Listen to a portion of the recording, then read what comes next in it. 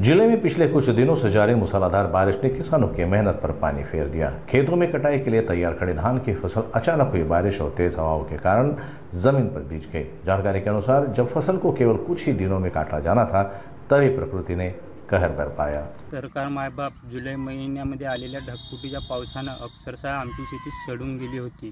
तिथून आम्ही शेतकरी कसंबसं सावरत शेतात हलक्या धानाची लागवड केली आणि मागील 2-4 दिवस झालेल्या पावसानं अक्षरशः शेतीत सडून जाऊन धानाला अंकुर आले। आधीच आम्हावर 30 ते 40 हजार रुपये एकरा मागे खर्च, त्यात बँकांचा कर्ज, शेतकरी अक्षरशः हवालदिल झाला आहे आणि सरकार मायबाप अपेक्षा उरली ते फक्त तुमच्या मदतीची।